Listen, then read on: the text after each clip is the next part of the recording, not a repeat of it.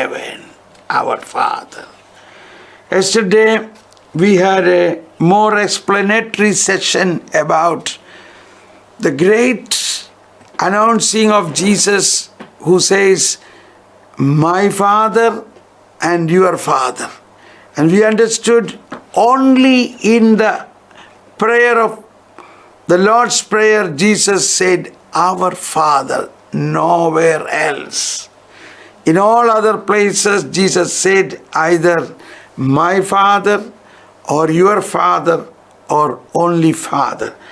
And we understood the difference and the very uniqueness of Jesus' sonship. The Jesus' sonship and our sonship, the difference. We are all children of God, but Jesus' sonship is so unique because He is not begotten. He is God from God, consubstantial with the Father, the only Son of God. He is the only Son of God. He is not generally said Son of God. He is the only Son of God. God so loved the world, He has sent His only Son of God. Begotten of the Father, God from God, light from light, light from light, true God from true God. Begotten, not made. Being with the Father, through Him all things were made. So, He is consubstantial with the Father. So, He has got all that duty or all what Father is, also He is. So that way we must understand the uniqueness of the sonship of Jesus, the only Son of God. Whereas we are God's creation, we are children of God, created in the image and likeness of God. And we have been, through baptism, adopted to children of God. That Son Spirit work in us. So we also recognize we are participating in that union of Son and the Father. So I read out the last part of that 2780. The Spirit of the Son grants a participation in that very relation to us who believe that Jesus is the Christ and that we are born of God. Now we continue from that 2781. When we pray to the Father, we are in communion with Him and with His Son Jesus Christ. 33 is 1 John chapter 1:3. 1 John chapter 1:3. That is 1 John chapter 1:3. We will read out.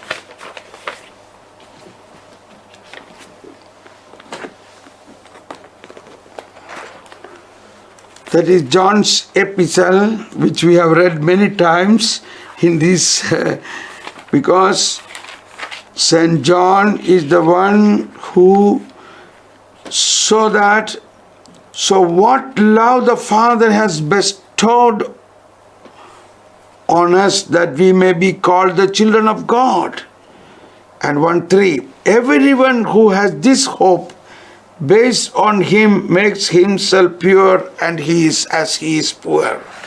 1 John 1:3. I read 1 John 3:1. 1 John 1:3. What we have seen and heard, we proclaim now to you, so that you too may have fellowship with us. For our fellowship is with the Father. Sorry. Excuse me.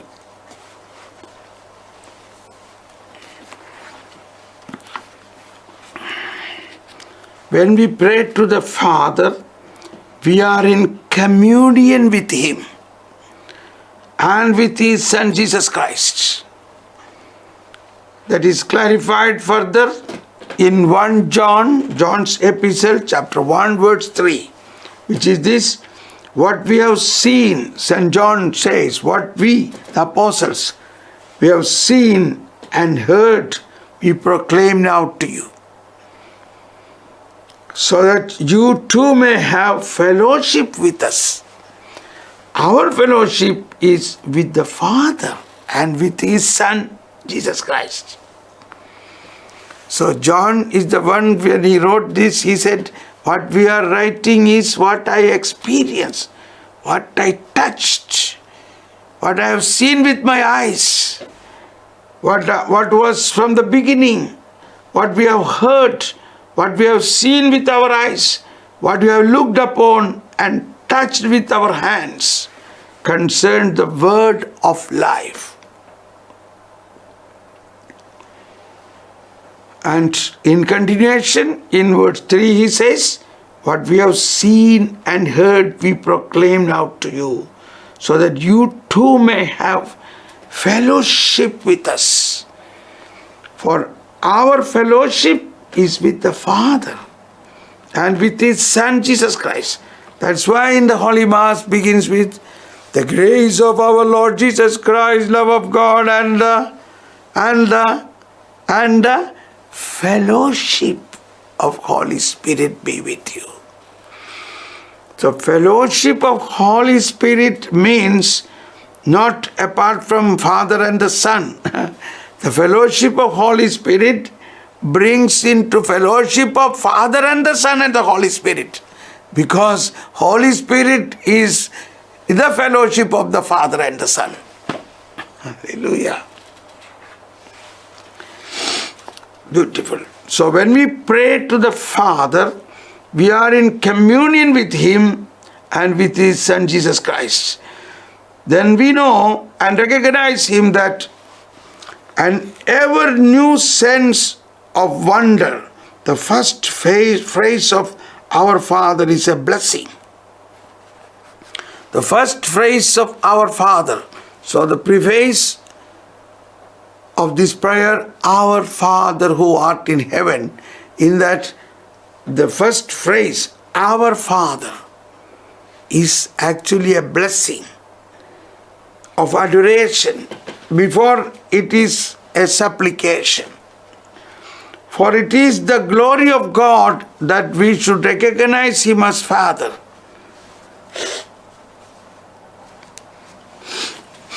For it is the glory of God. You see what I think that sounds very well with the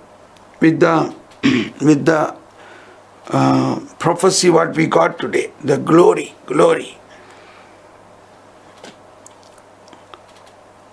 It is the glory of God that we should recognize him as Father.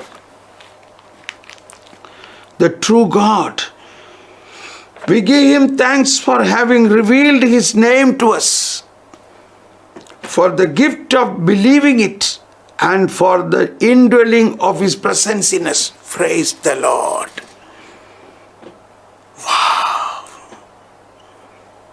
For the gift of believing, what is that?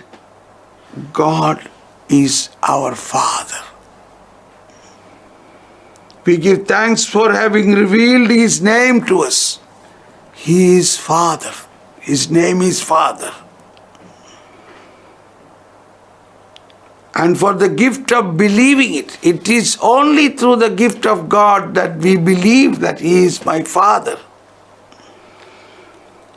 He is our Father.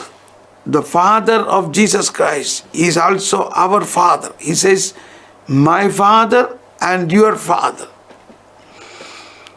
And for the indwelling of his presence in us. Praise the Lord. Remember this paragraph 2781. The indwelling, for the indwelling of his presence in us. So this is the great mystery, that this God the Father creator of heaven and earth, is indwelling presence. He is in us. He is present in us. But it's a big aspect of faith.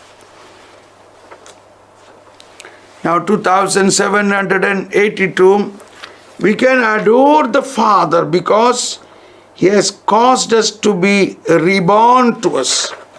He has caused us to be reborn to His life by adopting us. He has caused us to be reborn to His life by adopting us as His children in His only Son. By baptism, He incorporates us into the body of Christ through the anointing of the Spirit, who flows from the anointing of the Spirit, who flows from the head to the members. He makes us other Christ. We become Christ. God indeed, who has predestined us to adoption as His sons, has conformed us to the glorious body of Christ. So then you who have become sharers in Christ are appropriately called Christos, Christ, the new man reborn and restored to his God by grace, says first of all, Father, because he has now begun to be a son. 35 is Saint Cyril of Jerusalem. Here we need a little more explanation. In paragraph 2782, on the margin there is another reference, 1267. This is about our baptism. In baptism, what has happened into our life?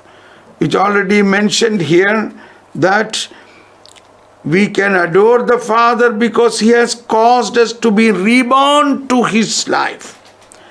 Reborn to His life by adopting us as His children in His only Son by baptism. He incorporates us into the body of Christ through the anointing of the Spirit, who flows from the head to the members. He makes us other Christ. 1267. Here, it is good to read a little more. In 1265 it writes, baptism not only purifies from all sins, but also makes the neophyte a new creature, an adopted son of God. 2, he has become a partaker of the divine nature. 3,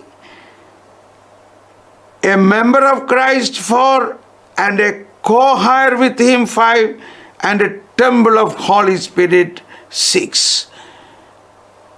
So these are all things happen in baptism. Now coming to the paragraph what is offered here, 1267. Incorporated into the church, the body of Christ.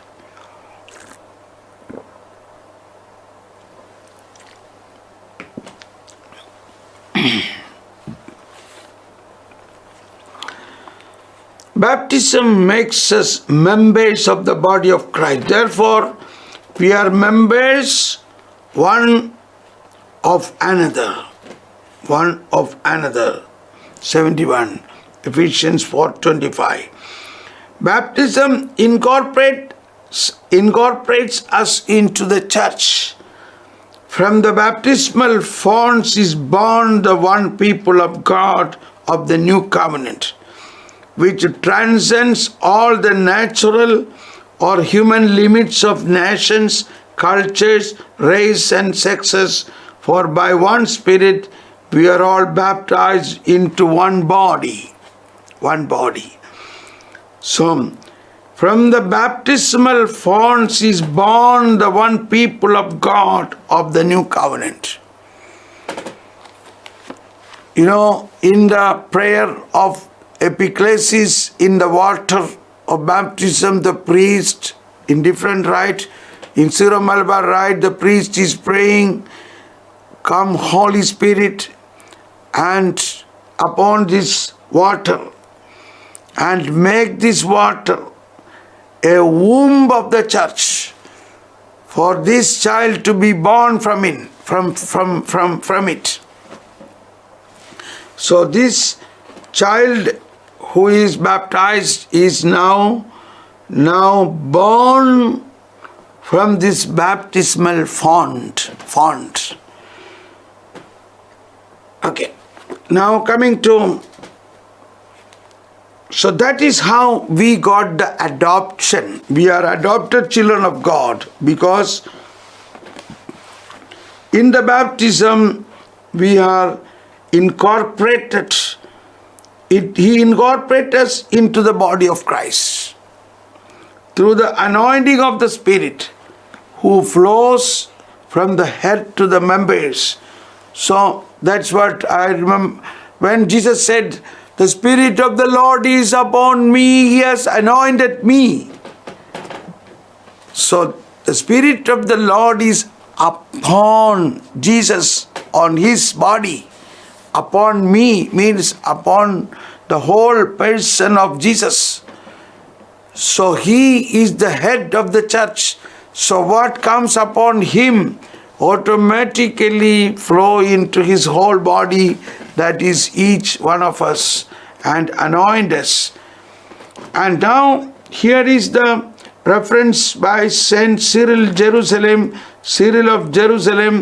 A beautiful expression is very important and deeper understanding of that, our adopted sonship. God indeed, who has predestined us to adoption as His sons, has conformed us to the glorious body of Christ. Glorious body. What is glorious body? Glorious body means Christ took His mortal body. In His mortal body, He took the whole sinfulness from Adam to the whole humanity upon Him, and He destroyed sin. He destroyed death by dying, and He was buried.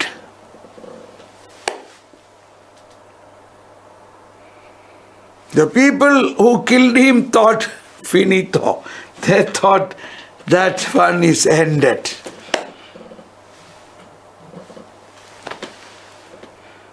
But as He had already promised and written, on the third day, this body which was dead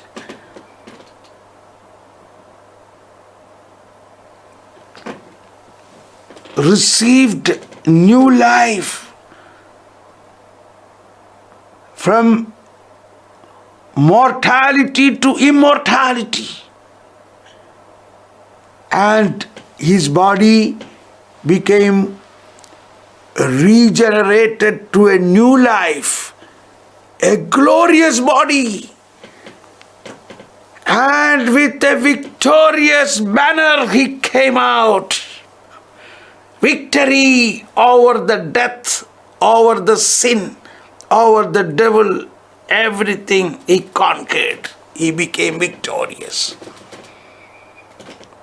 And he thereafter never dies. He is eternal. And there is the birth of Christianity. Christianity is born from the tomb of victory. Victory over the sin. Victory over the devil. Victory over the death. That is a Christian. In that glorified body, we become a sharer and we are participant of that. Therefore, my body, my life today is a part of His glorified body. I am a son in His glory. I am an adopted son, not on a dead Christ, but the risen Christ. Therefore, Romans chapter 8:11 says, if the Spirit of Christ who dwells in you, He who raised Jesus Christ from the dead, will also give new life to your mortal bodies by the Spirit dwelling within you. Hallelujah. What are you thinking about us? That is our divine sonship or divine adoption. We are adopted son. In this adopted son means we are sharer in the glory, in His glory. We are in this glory. Oh Lord, thank you, Jesus. Praise you, Jesus.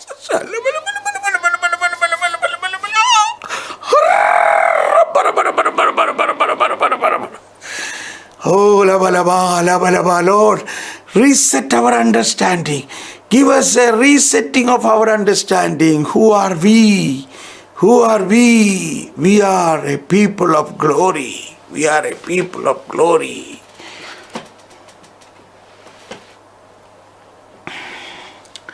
Let's see now what something like that was in the prophecy today, which says, let's read it again. My loving children, I loved you so much. I gave everything to you. I gave my love. I gave my holiness. I gave my faith. I gave everything to you. You are so precious for me. You are so precious for my Father. We love you with an everlasting love. We keep you in our heart. We give you all what you lost. We regained what is lost. We made you new, completely new, with our glory. Hallelujah, hallelujah. We enveloped you, which never fail. Our glory will never fail. We are a glorious people. We are a glorious person.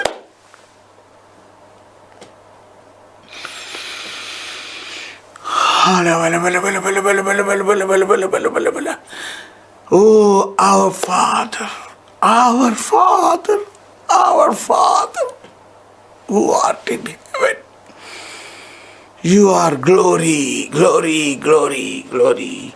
Glory to God, glory to God, glory to the Father. To Him be glory forever. Why we sing all these things? With what understanding we sing these things? Oh, glory, glory, glory. The glory shines in you. Yeah, it's not complete. The glory shines in you. Thank you, Lord. Thank you, Lord. Thank you, thank you, thank you, thank you, thank you, thank you. So, my dear friends, God indeed, who has predestined us to adoption as His sons, has conformed us to the glorious body of Christ. So then you have become sharers in Christ, are appropriately called Christ. We are Christ. Christs. We are Christ. That's why we are Christian. The new man, reborn and restored to his God by grace, says first of all, Father, because he has now begun to be a son. That is by Saint Cyprian. Saint Cyprian. Thank you, Jesus. Thank you, thank you, thank you, thank you, thank you, thank you, thank you, thank you. Oh. Now come to next paragraph, 2783. 2783. Thus the Lord's Prayer reveals us to ourselves at the same time that it reveals the Father to us. A both side, revelation of both side. The Lord's Prayer reveals one side the glory of the Father, other side reveals about us. I repeatedly say, whenever we say, our Father, immediately it resounds to us, I am your child. I am your child. I am your precious child. I am your glorious child. I am your child.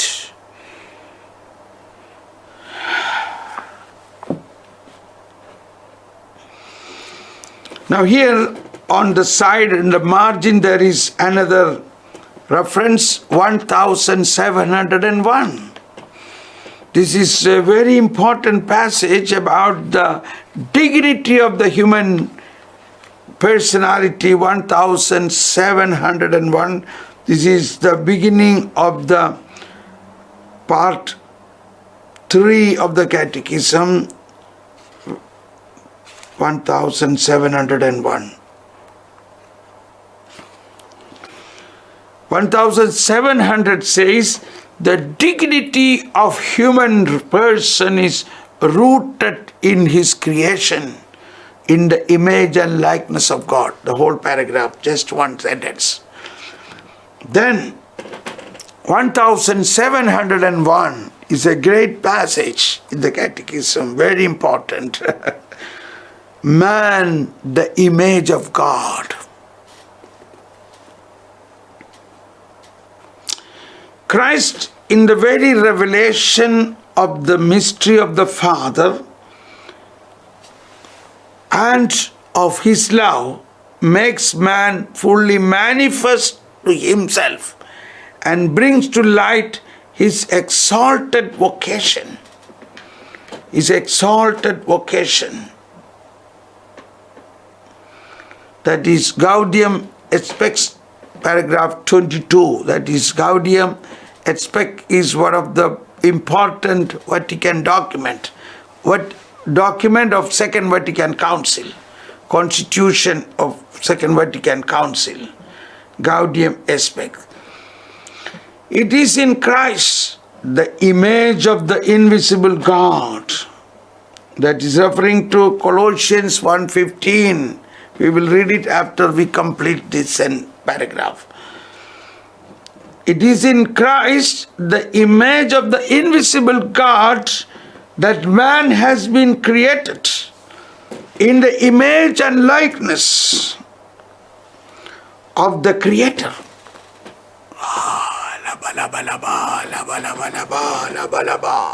It is in Christ, the image of the invisible God, that man has been created in the image and likeness. Man has been created in the image and likeness of the Creator.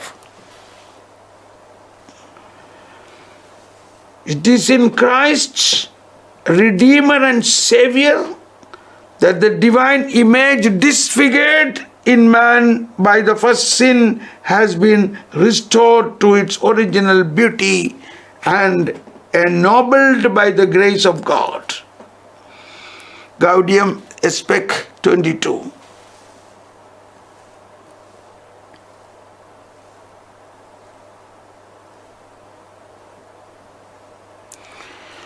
Oh my goodness. Glory, glory, glory, glory. So we read, the reference here is Colossians 1:15 and 2 Corinthians 4:4. Colossians 1:15 says, Colossians 1:15, that about Christ, he is the Colossians, Colossians 1:15. He is the image of the invisible God, the firstborn of all creation. He is the image of the invisible God, the firstborn of all creation. So, it is in Christ, the image of the invisible God, that man has been created. Man has been created in the image and likeness of the Creator. So, it is in Christ, the image of the invisible God, that man has been created in the image and likeness of the Creator. So, revelation about man. So, we are understanding from that paragraph that thus the Lord's Prayer reveals us to ourselves at the same time that it reveals the Father to us. So, we understand the Father. At the same time, we must understand who am I and what is about us is written here. We are created, it is in Christ, in the image of the invisible God, that man has been created. The image and likeness of the very Creator Himself. Again, one more reference is given is from 2 Corinthians chapter 4:4. 2 Corinthians chapter 4:4, which says, in those in whose case the God of this age has blinded the minds of the unbelievers, so that they may not see the light of the gospel of the glory of Christ, who is the image of God. Who is the image of God. So Christ, the only Son of God, is the image of God. But in that image of God, God created us. Created. He is image of God and He is God. But we are adopted children because we are created. We are created in that image. Whereas He is not created. He is God. He is God. He is the only Son of God. He is the only Son of God, eternal, begotten of the Father, God from God, light from light, true God from true God, begotten, not made. Begotten, not made. One in being with the Father. Through Him all things were made. That is us. That through Him we are made. We are made in His image. In His image. And the man has been created in the image of the invisible God, in the image and likeness of the Creator. It is Christ, Redeemer and Savior, continuing in paragraph 1701. 1701. It is in Christ, Redeemer and Savior, that the divine image, disfigured by sin, disfigured in man by the first sin, has been restored to its original beauty and ennobled by the grace of God. You know, in the Holy Week, in all our liturgical celebration, these phrases are resounded in the way of the cross or in all the praise. By His death, by His passion, He regained us. In the Holy Mass of Latin Rite, this fourfold acclamation, O Lord, through your incarnation, you reconciled us with the Father. Through your passion, you cancelled our sin. Through your resurrection, you gave us new life. Through your ascension, you opened paradise for us. Therefore, with all angels and choirs of seraphim, we sing Hosanna. There you go. There you go. So, coming back to our Father. Our Father.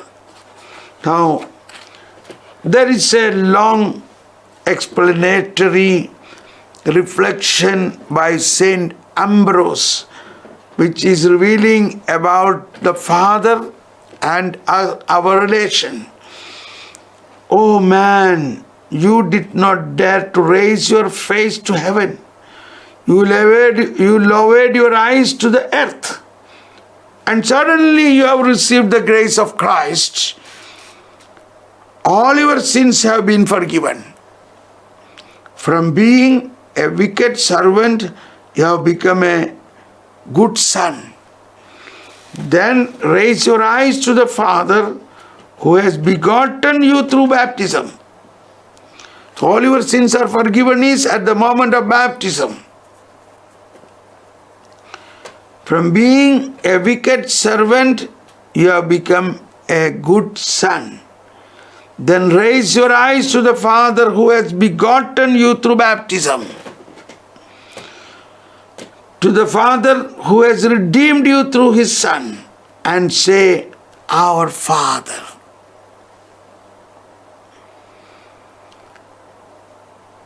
So the Son redeemed us, and therefore we can say with the Son, Our Father. But do not claim any privilege. He is the Father in a special way only for Christ. He is the Father in a special way only of Christ. But He is common Father of us all. Because while He has begotten only Christ, He has created us. He has begotten only Christ, whereas we are created. He has created us.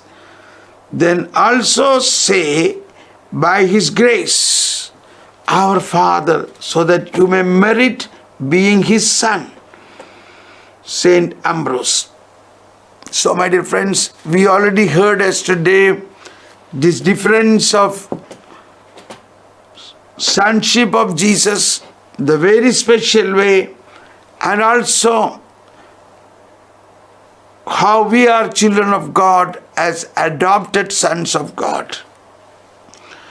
Now in paragraph 2784, the free gift of adoption requires on our part continual conversion and new life. Praying to our Father should develop in us two fundamental dispositions. So, once we become adopted children of God, we are still in the world. The world is not yet fully holy. Therefore,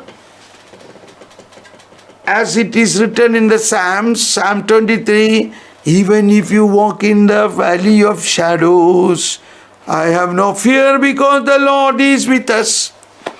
We are still walking in the valley of shadow of death. That the world is still in the valley of shadow of death. The world is still not fully sanctified. We are in the world. Therefore, we need a daily conversion or a daily continual conversion, a daily sanctification, a daily holiness. That is mentioned here in paragraph 1428. 1428 mentions here about this continuous 428 continuous repentance and conversion. 1428 says, Christ's call to conversion continues to resound in the lives of Christians. This second conversion is an uninterrupted task for the whole church, who, clasping sinners to her bosom, is at once holy and always in need of purification. Same times, the church is holy, but at the same time, everyday purification is required. And follows constantly the path of penance and renewal. This endeavor of conversion is not just a human work. It is the moment of the contrite heart, drawn and moved by grace to respond to the merciful love of God who loved us first. So that is why in every Holy Mass and often confession, the children who are baptized every day led by the church to repentance and conversion. So, the 2784 says, the free gift of adoption requires on our part a continual conversion and new life. So this is also a part of our Father prayer. Praying to our Father should develop in us two dispositions. First, the desire to become like Him. Though created in His image, we are restored to His likeness by grace. And we must respond to this grace. What is grace? Grace is the participation of divine life into human life. It's a free gift, gratis. Grace comes from the word gratis, freely given. Grace is divine life is given to us to transform our human life. Paragraph 1997. It is my favorite. We must remember and know that when we call God our Father, we ought to behave as sons of God. This is from Saint Cyprian. You cannot call the God of all kindness your Father if you preserve a cruel and inhuman heart. For in this case, you no longer have in you the marks of the Heavenly Father's kindness. Saint John Chrysostom. We must contemplate the beauty of the Father without ceasing and adorn our own soul accordingly. Saint Gregory of Nyssa. Now the second, 2785, the second, we understood the twofold aspect. A humble and trusting heart that enables us to turn and become like children. 41 is from Matthew 18:3. We need to reflect this probably tomorrow a little more. We will read out this first now. For it is to little children that the Father is revealed. The prayer is accomplished by the contemplation of God alone and by the warmth of love through which the soul, molded and directed to love Him, speaks very familiarly to God as its own Father with special devotion. Saint John Cassian. Our Father, at this name, love is aroused in us. At this very name, our Father, love is aroused in us, and the confidence of obtaining what we are about to ask. What would He not give to His children who ask, since He has already granted them the gift of being His children? Saint Augustine, praise the Lord. We conclude here now, but we will have to explain this tomorrow again. Psalm 28 tomorrow. Now, let us conclude here in understanding that we understood now when we pray our Father prayer, a twofold development happens.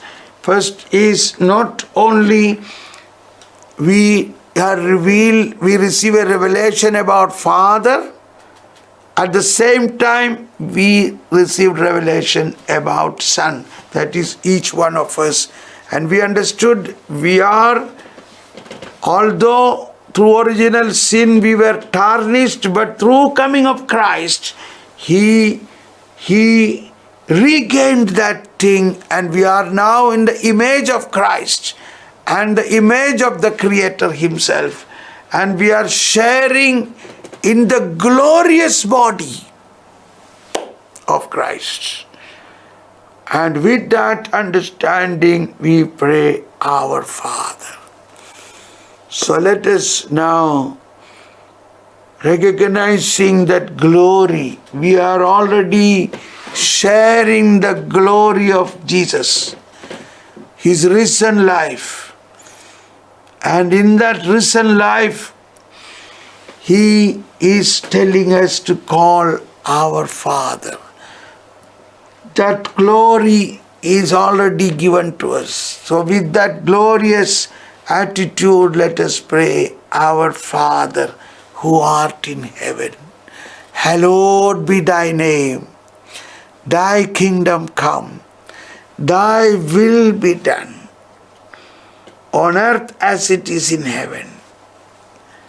Give us this day our daily bread.